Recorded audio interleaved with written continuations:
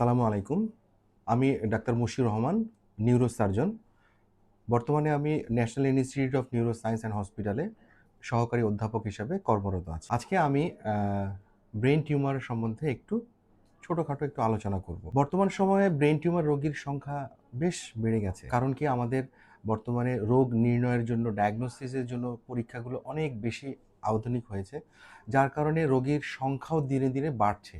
কারণ রোগটা খুব সহজেই ধরা পড়ছে। সো ব্রেইন টিউমার মানেই যে ভয়ঙ্কর কিছু এরকম কোনো কিছু না। সেই জিনিসটাই আমরা আজকে ইনশাআল্লাহ আলোচনা করব। তো ব্রেইন টিউমারটা আসলে কি? ব্রেইন টিউমারটা হচ্ছে ব্রেইনের কোনো টিউমার। এটাকে আমরা ব্রেইন টিউমার বলি। হতে পারে এটা ব্রেইনের ব্রেইনের টিউমার হতে পারে। হতে পারে এটা ব্রেইনের কাভারিং যেটা পর্দা থাকে এটার টিউমার হতে পারে। হতে পারে এটাতে যে রক্তনালী সাপ্লাই দিচ্ছে তার টিউমার হতে পারে। সো মাথার খুলির মধ্যে যে ব্রেইন আছে এর ভিতরে যে কোনো অংশে যদি টিউমার হয় তাহলে আমরা তাকে ব্রেইন টিউমার বলবো। ব্রেইন টিউমারটা আসলে কি? এটা যদি আমরা প্রথমে ভাগ করি, একটা আমরা ভাগ করতে পারি প্রাইমারিলি ব্রেইনের টিউমার হতে পারে, যেটা টিউমারটা ব্রেইনের ভিতরে আমি যেটা বললাম মাথার খুলির মধ্যে যে অংশগুলা এগুলো থেকেই তৈরি হয়, এটা প্রাইমারি ব্রেইন টিউমার। আবার এমন হতে পারে যে টিউমারগুলো শরীরের বিভিন্ন জায়গায় ক্যান্সার হয়, যেগুলো পরবর্তীতে ছড়ায় আমাদের ব্রেইনে চলে আসে। সেগুলো যখন ব্রেইনের টিউমার আকার ধারণ করে সেটাকেও আমরা ব্রেইন টিউমার বলি। তবে সেটা সেকেন্ডারি ব্রেইন টিউমার, মানে প্রাইমারিটা ছিল শরীরের অন্য অংশে যেটা কিনা ছড়ায় ব্রেইনে চলে আসছে। এছাড়াও ব্রেইন টিউমারকে আমরা দুই ভাগে ভাগ করতে পারি। একটা হচ্ছে ক্যান্সারাস টিউমার অথবা ম্যালিগন্যান্ট টিউমার, আর একটা হচ্ছে বিনাইন টিউমার বা খারাপ টিউমার না, যেটা হচ্ছে আমরা ভালো টিউমার মোটামুটি মানে অপেক্ষাকৃত ভালো, মন্দের ভালো যেগুলোকে আমরা বলি সেগুলো হচ্ছে বিনাইন ব্রেইন টিউমার। আচ্ছা, এই যে ব্রেইন টিউমার আমরা যে কথাগুলো বলছি, এই ব্রেইন টিউমারগুলো আমরা বুঝবো কিভাবে? এই ব্রেইন টিউমার যা হলো, একটা মানুষের মাথা ব্যথা থাকলেই যে তার ব্রেইন টিউমার না, তা না। একটা মানুষের মাথা ব্যথা থাকতেই পারে, দীর্ঘদিন যাবত একটা মানুষ মাথা ব্যথা নিয়ে ভুগছে, ওষুধ খেলে মাথা ব্যথা ভালো হয়ে যায়, আবার সে মাথা ব্যথার আক্রান্ত হয় না, এটা ব্রেইন টিউমার না। ব্রেইন টিউমারের জন্য কিছু নির্দিষ্ট লক্ষণ থাকে। দেখুন, ব্রেইনটা একটা মাথার খুলির মধ্যে শক্তভাবে আবদ্ধ। যদি মাথার খুলির মধ্যে যে ব্রেইন আছে এর বাহিরে যদি নতুন একটা জিনিস, যে টিউমার একটা নতুন একটা জিনিসের উৎপত্তি হলো, তো এইটার তো একটা জায়গা খাবে। এই জায়গাটা ব্রেইনের যে মাথার শক্ত খুলির তো কোনো পরিবর্তন হবে না। তাহলে এই ব্রেইন টিউমারটা তখন ব্রেইনের উপরে চাপ ফেলবে, ব্রেইনের যে পর্দা থাকে চারপাশে এই পর্দার উপরে চাপ ফেলবে, ব্যথাটা তখন শুরু হবে, মানে মাথা ব্যথা শুরু হবে। তখন মাথা ব্যথা করতে করতে মাথা ব্যথা যখন অনেক বেশি তীব্র হবে, একসময় মাথা ব্যথার কারণে বমিও হবে। মাথা ব্যথা হলো, বমি হলো, এরপরে কি হবে? এরপরে চোখে ঝাপসা দেখা শুরু করবে। এই সায়েন্টিফিক্যালি এই জিনিসগুলা সুন্দর মতো মিলানো যায়। একটা ব্রেইনের মাথার মধ্যে যে খুলি থাকে, এই খুলির মধ্যে ব্রেইনটা একটা ফিক্সড একটা অ্যামাউন্ট, ব্রেইনটা কখনো কমেও না বাড়েও না। টিউমার যখন যোগ হলো তখন ব্রেইনটার একটা ভলিউম পরিবর্তন হলো, তখনই সমস্যাগুলো তৈরি হচ্ছে। সো ব্রেইন টিউমার হলে আমাদের লক্ষণগুলো কী কী হতে পারে? ব্রেইনের প্রথমে মাথা ব্যথা আসবে, তারপরে চোখে ব্যথা হতে পারে, চোখে দেখার অসুবিধা হতে পারে, তারপরে বমি তো আসবেই। একটা মানুষের ব্রেইন টিউমার হলেই কি তার মাথা ব্যথা হবে? না, ব্যাপারটা ঠিক তাও না। দেখা গেছে একটা রোগী ডাক্তারের কাছে যখন গেল তখন তার একটা টিউমার ধরা পড়লো, অল্প দিনের মাথা ব্যথা, কিন্তু দেখলো যে টিউমারটা অনেক বড়। তার মানে হচ্ছে ব্রেন টিউমারটা শুরুতেই মাথায় ব্যথা করে না, ব্রেন টিউমারটা শুরুতেই বমি করে না। এগুলো যখন সাফিসিয়েন্ট পরিমাণ বড় হয় তখন তারা ব্রেনে সমস্যা তৈরি করে, তখন তারা ব্রেনের বিভিন্ন লক্ষণ দেখা যায়, টিউমারের বিভিন্ন লক্ষণগুলো তখন প্রকাশ করে। শুধু যে মাথা ব্যথা বমি তা না, অনেক কারণে একপাশে দুর্বলতা হতে পারে, অনেক কারণে কথা বলা বন্ধ হয়ে যেতে পারে, একটা মানুষ পুরো অন্ধ হয়ে যেতে পারে, হাঁটার অসুবিধা হতে পারে, তারপরে তার খিঁচুনি হতে পারে, হ্যাঁ, তার খিঁচুনি হতে পারে, ইভেন এমনকি তার স্মৃতিশক্তিও লোপ পেতে পারে, সে অবান্তর আচরণ করতে পারে, সে অন্যরকম বিহেভিয়ারাল অ্যাবনর্মালিটি তৈরি হতে পারে, বাচ্চার মতো বিহেভ করতে পারে। এগুলো ব্রেন টিউমারের লক্ষণ। যদি এরকম কোনো লক্ষণ আবার সবগুলো একটা মানুষের মধ্যে হবে তাও না। সো আপনার মাথা ব্যথা দীর্ঘদিন, সাথে বমি হচ্ছে, আবার চোখেও ঝাপসা লাগতেছে, আপনি দেরি না করে একজন নিউরো সার্জনের শরণাপন্ন হন, আপনি একজন নিউরো মেডিসিনের ডক্টরের শরণাপন্ন হন। যখন জিনিসটা সহজে শুরুতে ধরা পড়বে, এটার সমাধান খুবই সহজ। ব্রেন টিউমার মানে আগে আমরা ধারণা করতাম যে ব্রেন টিউমার মানে হচ্ছে রোগীর মৃত্যু, তার বেঁচে থাকার আর কোনো উপায় নেই। কথাটা একদম ভুল। ব্রেন টিউমার মানেই রোগীর মৃত্যু তা না। অনেক অনেক রোগী ব্রেন টিউমার অপারেশনের পরে দিব্যি সুস্থভাবে জীবনযাপন করতেছে। তার যে ব্রেন টিউমার হয়েছিল সে এই কথাটা ভুলেও গেছে যে আমার একসময় ব্রেন টিউমার হয়েছিল। এরকম অসংখ্য রোগী আছে যাদের টিউমার অপারেশনের পরে তারা দীর্ঘদিন ধরে তারা সুস্থ এবং সাধারণ মানুষের মতো জীবনযাপন করতেছে। প্রশ্নই আসতে পারে কেন ব্রেন টিউমারটা কেন হচ্ছে? ব্রেন টিউমার হওয়ার নির্দিষ্ট করার কারণ এখন পর্যন্ত খুঁজে পাওয়া যায়নি। বিশেষ করে বেশিরভাগ ক্ষেত্রে আমরা কোনো কারণ খুঁজে পাই না।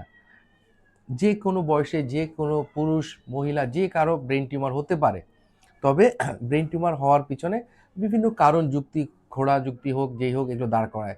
যেরকম আপনার বয়স বেশি হওয়ার সাথে সাথে ব্রেন টিউমার হওয়ার একটা সম্ভাবনা বাড়ে। আবার ছোট বাচ্চাদেরও কিন্তু অনেক ধরনের ব্রেন টিউমার থাকে যেগুলো জন্মগতভাবে তারা মাথায় নিয়ে আসে, প্রকাশ পায় জন্মের পরে। এছাড়াও এছাড়াও স্মোকিংও একটা অনেকে দায়ী করে। এছাড়া রেডিয়েশন, একটা মানুষের কোনো ক্যান্সার হোক কোনো কারণে তার একটা রেডিয়েশনের দরকার হচ্ছে, রেডিওথেরাপির দরকার হচ্ছে, এই রেডিওথেরাপির এক্সপোজারেও তার ব্রেনের টিউমার হতে পারে। হ্যাঁ, সো বয়স অথবা কি কারণে হচ্ছে, কাদের হচ্ছে, এইভাবে করে ভাগ করলে, এইভাবে করে ব্যাখ্যা করা একটু মুশকিল, একটু কষ্টকর। হ্যাঁ, আচ্ছা, যদি ব্রেন টিউমার, আপনি একজন নিউরোসার্জনের কাছে গেলেন, ব্রেন টিউমার আপনার ধরা পড়লো, এখন তার কাছে আপনি জিনিসটা কাউন্সিলিং তো অবশ্যই হবেন। আমরা কিভাবে এই রোগটা নির্ণয় করব যে আসলেই তার এটা ব্রেন টিউমার হয়েছে? আমরা প্রথমে তার কাছ থেকে তার ঘটনার বিবরণ শুনবো, তার লক্ষণগুলো কিভাবে শুরু হলো, কার পরে কি ঘটলো, এই জিনিসগুলো আমরা একটার পর একটা শুনতে থাকবো। এরপরে আমরা তাকে ফিজিক্যালি আমরা তাকে পরীক্ষা করব। আর ইদানিংকালে এমআরআই, সিটি স্ক্যান মেশিন নাই এরকম কোনো ডিস্ট্রিক্ট নাই বললেই চলে। আছে, নাই বললেও হবে, দু একটা জেলা বাদ দিলে প্রায় বেশিরভাগ জেলাতেই এখন এমআরআই এবং সিটি স্ক্যান মেশিন আছে। আপনি যদি একটা এমআরআই করেন, সো ব্রেনের কোথায় টিউমারটা হলো এটা খুব সহজেই এটা নির্ণয় করা সম্ভব, খুব সহজে এটা নির্ণয় করা সম্ভব। এমআরআই, সিটি স্ক্যান আমরা করলাম, এছাড়াও আরও কিছু পরীক্ষা নিরীক্ষা যদি দরকার থাকে, যেমন তার চোখে দেখতেছে না, আমরা ডকুমেন্টেশন করি যে তার আসলে চোখে দেখার পরিমাণটা কীরকম, ফান্ডাল ফটোগ্রাফি এবং তার ভিজুয়াল অ্যাসেসমেন্ট আমরা করি। এরকম অনেক কিছু পরীক্ষা নিরীক্ষা করার পরে আমরা ব্রেন টিউমারের চিকিৎসা যাই। আমি আবার বলছি, ব্রেন টিউমার মানেই মৃত্যু তা কিন্তু না। অনেক অনেক ব্রেন টিউমারের রোগী যারা এখন অপারেশনের পরে দিব্যি সুস্থভাবে তারা জীবনযাপন করতেছে, তারা সুস্থ সুন্দর মতো তারা জীবনযাপন করতেছে। চিকিৎসার ক্ষেত্রে আমরা কি বলবো? আসুন আমরা এখন চিকিৎসায় চলে আসি। চিকিৎসার ক্ষেত্রে আমরা ব্রেন টিউমার হলে ব্রেন টিউমার এটাকে সার্জারি করতে হবে। আমাদের ব্রেন টিউমার ম্যানেজমেন্ট আর বলেন আর চিকিৎসা বলেন, এর অনেকগুলো ধাপ আছে। প্রথমে আমাদের ব্রেন টিউমারটা অপারেশনে যেতে হবে। অপারেশন করলে আমাদের কী লাভ? ব্রেন টিউমার অপারেশন করলে ভালো হয়ে গেল? না, ঠিক সেরকমও না। ব্রেন টিউমারটা আমরা যদি অপারেশন করে টিউমারের যে ভলিউম, একটা টিউমারের যতটুকু আয়তন থাকে, অপারেশনের মাধ্যমে টিউমারের আয়তন পুরোপুরি বের করা সম্ভব, আবার কখনো কখনো বেশিরভাগ অংশই বের করা সম্ভব। যতটুকু অংশ বের করা সম্ভব না সেটুকে পরবর্তীতে রেডিও বা কেমোথেরাপি, যার ক্ষেত্রে যেটা প্রযোজ্য সেটা দিয়ে তার চিকিৎসার স্টেপ আমরা আগায় নিব। পরবর্তীতে দেখা যায় টিউমারের অপারেশনের